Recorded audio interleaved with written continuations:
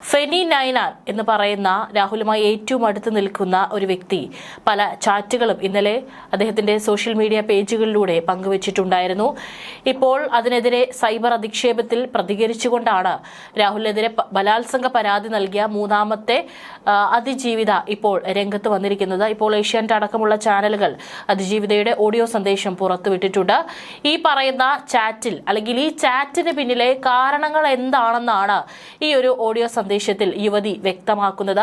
അതിൽ കൃത്യമായിട്ട് തന്നെ പറയുന്നുണ്ട്, ഫെനി എന്ന് പറയുന്ന വ്യക്തിയെ അറിയാം, ഒരിക്കലും അറിയില്ലെന്ന് പറഞ്ഞിട്ടില്ല. ഫെനി ഒരു കുഞ്ഞനിയനെ പോലെയാണ് തനിക്കെന്നും അതിജീവിത ഈ ഒരു ഓഡിയോ സന്ദേശത്തിൽ പറയുന്നുണ്ട്. മാത്രമല്ല, തലയും വാലുമില്ലാത്ത ചാറ്റുകളാണ് ഇതൊന്നും കാണിച്ച് ഇനിയും ഭയപ്പെടുത്തേണ്ട കാര്യമില്ല. ഇതൊക്കെ നേരത്തെ പറഞ്ഞിരുന്നെങ്കിൽ മറ്റുള്ള പെൺകുട്ടികളുടെ ജീവൻ കൂടി രക്ഷിക്കാമായിരുന്നു എന്നും അതിജീവിത ഈ ഒരു ഓഡിയോ സന്ദേശത്തിൽ പറയുന്നുണ്ട്. ഏതായാലും ആ ഓഡിയോ സന്ദേശം ഒന്ന് കേട്ടു നോക്കാം. എന്നെ അധിക്ഷേപിക്കണം, വ്യക്തിഹത്യ നടത്തണം, സ്ലട്ട് ഷെയിം ചെയ്യണം, സൈബർ ബുള്ളിയിങ് നടത്തണം. ഇനി മുന്നോട്ട് വരാനിരിക്കുന്ന കുട്ടികളെയും കുഞ്ഞുങ്ങളെയും സ്ത്രീകളെയും എല്ലാവരെയും ഇതൊന്ന് കാണിച്ച് പേടിപ്പിക്കണം, നിശബ്ദതയിലാക്കണം എന്ന ഉദ്ദേശിച്ചുകൊണ്ട് മാത്രം ഫെനിനെ ഞാൻ പുറത്തു വിട്ടിരുന്ന കുറച്ച് സ്ക്രീൻഷോട്ടുകളും പോസ്റ്ററുകളും വളരെ ലേറ്റായിട്ടാണ് ഞാൻ ശ്രദ്ധിക്കുന്നത്. ഫെനിയെ ഞാൻ പരിചയപ്പെടുന്നത് 2024 ജൂലൈയിലാണ്. അന്ന് തൊട്ട് 2025 നവംബർ വരെ ഞങ്ങൾ വളരെ അടുത്ത സുഹൃത്തുക്കളായിരുന്നു. എനിക്ക് ഫെനി ഒരു കുഞ്ഞ് അനിയനെ പോലെയാണ് കണ്ടുകൊണ്ടിരുന്നത്. ഒരു മനുഷ്യനെ എത്രത്തോളം ട്രോമയിലാക്കി സ്ട്രെസ് തന്ന് സ്ട്രെയിൻ തന്ന് വേദനിപ്പിക്കാവോ അതെല്ലാം ചെയ്തിട്ട് തന്നെയാണ് എനിക്ക് എൻ്റെ കുഞ്ഞിനെ നഷ്ടപ്പെടുന്നത്. ഈ സമയത്താണ് ഫെനി എൻ്റെ ഇൻസ്റ്റാഗ്രാമിൽ എനിക്ക് മെസ്സേജ് അയക്കുന്നു, ഇങ്ങോട്ട് പരിചയപ്പെടുന്നു. അപ്പോൾ രാഹുലിൻ്റെ വളരെ അടുത്ത സുഹൃത്താണെന്ന് എനിക്ക് അറിയുന്നത് കൊണ്ടാണ് ഞാൻ അതിനെ റെസ്പോണ്ട് ചെയ്തത്. എനിക്കിത് ആരെങ്കിലും അടുത്തൊന്ന് വിളിച്ച് പറയണമായിരുന്നു. എനിക്ക് എൻ്റെ കുഞ്ഞെ നഷ്ടപ്പെട്ടതും എനിക്ക് മിസ്കാരേജ് ഉണ്ടായതും രാഹുൽ എൻ്റെ പ്രഗ്നൻസി ഡിനൈ ചെയ്തതും എന്നെ സ്ലട്ട് ഷെയിം ചെയ്തതും എന്നെ ബ്ലോക്ക് ചെയ്ത് പോയതും ഇതൊക്കെ എനിക്ക് വലിയൊരു പ്രശ്നമാണ്. എനിക്ക് രാഹുലിനോട് അതിഭീകരമായ ട്രോമ ബോണ്ടിൽ നിൽക്കുന്ന ഒരു സമയം കൂടെ ആയിരുന്നത്. അപ്പോൾ ഫെനിയായിട്ട് ഈ കാര്യങ്ങളൊക്കെ സംസാരിച്ചപ്പോൾ ഫെനി എന്നെ വളരെ ആശ്വസിപ്പിച്ചു, എന്നെ കംഫർട്ടബിൾ ആക്കി. പോട്ടെ, സാരിയില്ല എന്നൊക്കെ പറഞ്ഞ് ഇതാരോട് എനിക്ക് പറയരുത് എന്നെ അടുത്ത് ഫെനി പറഞ്ഞിട്ടുണ്ടായിരുന്നു.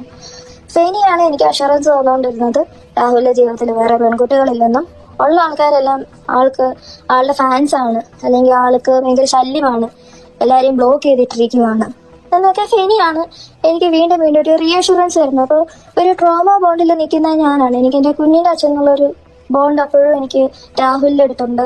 2025 ഓഗസ്റ്റിലാണ് ഞാൻ ചാനൽസിലൂടെയാണ് എന്നെപ്പോലെ വേറെയും സ്ത്രീകളുണ്ടെന്നും എൻ്റെ കുഞ്ഞിനെ പോലെ വേറെ കുഞ്ഞുങ്ങളുണ്ടെന്നും ഞാൻ അറിയുന്നത്. അതിനൊരു മെയിൻ റീസൺ ഈ പറയുന്ന ഫെനി നൈനാണ്. അതിൻ്റെ അടുത്ത് നിന്ന് കിട്ടിയിട്ടുണ്ടെന്ന അഷുറൻസ് ആണ് എന്നെ വീണ്ടും ആ ഒരു സ്റ്റേറ്റിലോട്ട് എത്തിച്ചുകൊണ്ടിരുന്നത്.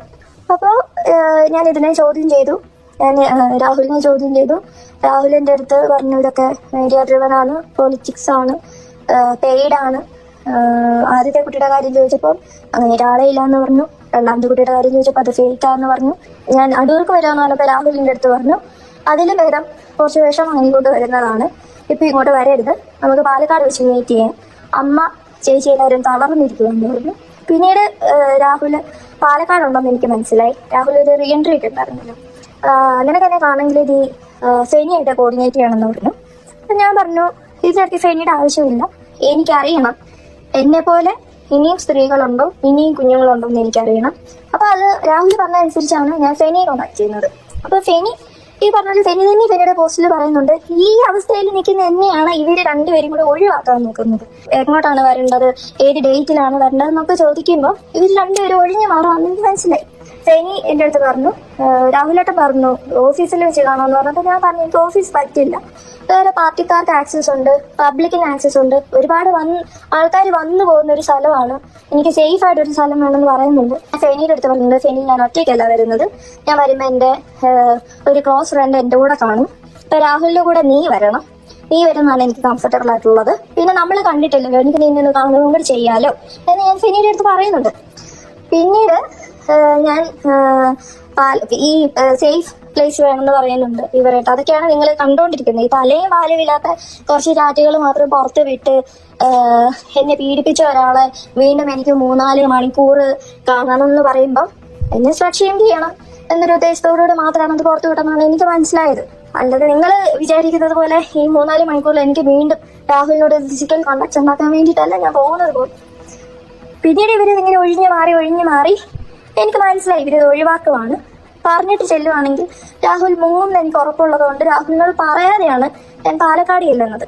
അപ്പൊ പാലക്കാട് ചെന്നപ്പോൾ രാഹുൽ ചെയ്തത് ആള് എന്നെ കോൾ എടുക്കാതെ രാഹുലിന്റെ സ്റ്റാഫിനെ കൊണ്ട്, ഫാസിലുണ്ട്, ആലിവിനുണ്ട്, അവരെ കൊണ്ട് ഇങ്ങനെ മാറി സംസാരിപ്പിച്ച്, ചേച്ചി ഇവിടുത്തെ സാഹചര്യം ഇങ്ങനെയാണ്, രാഹുലിനടുത്ത് സംസാരിക്കാൻ പറ്റുന്നില്ല, ഞങ്ങൾ കർണാടകയിലാണ്, മാത്തൂരാണ്, ഞങ്ങളുടെ അവസ്ഥ ചേച്ചിയുടെ അവസ്ഥ ഞങ്ങൾക്ക് മനസ്സിലായി, ഞങ്ങളുടെ അവസ്ഥ ഞങ്ങൾ ചേച്ചി ഒന്ന് മനസ്സിലാക്കണം എന്ന് പറഞ്ഞ് രാവിലെ തൊട്ട് രാത്രി വരെ എന്നെ പാലക്കാട് തന്നെ ഇട്ട് ഞാൻ കറങ്ങുമായിരുന്നു. ഇവര് പറയുന്നതനുസരിച്ച് ചേച്ചി ഞങ്ങളിപ്പോ ടൗണിൽ വരും, ഞങ്ങൾ അവിടെ വരും, ഞങ്ങൾ ഇവിടെ വരും എന്ന് പറയുമ്പോൾ ഞങ്ങൾ ആ ലൊക്കേഷനിലോട്ട് പോകും.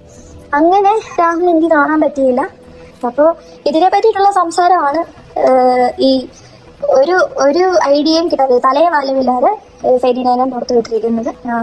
മാരീഡ് ആയിട്ടുള്ള ഒരു സ്ത്രീ ആയതുകൊണ്ട് ഇതെല്ലാം ഇതിനപ്പുറം കേൾക്കും എന്നറിഞ്ഞുകൊണ്ട് തന്നെയാണ് ഞാൻ മുന്നോട്ട് വന്നത്. ഞാൻ വിചാരിച്ചിട്ടുണ്ട് ഞാൻ നേരത്തെ റെസ്പോണ്ട് ചെയ്യുമായിരുന്നെങ്കിൽ എനിക്ക് മുന്നേ വന്ന 2 കുട്ടികൾക്കും ഈ അവസ്ഥ ഉണ്ടാവത്തില്ല എന്ന്.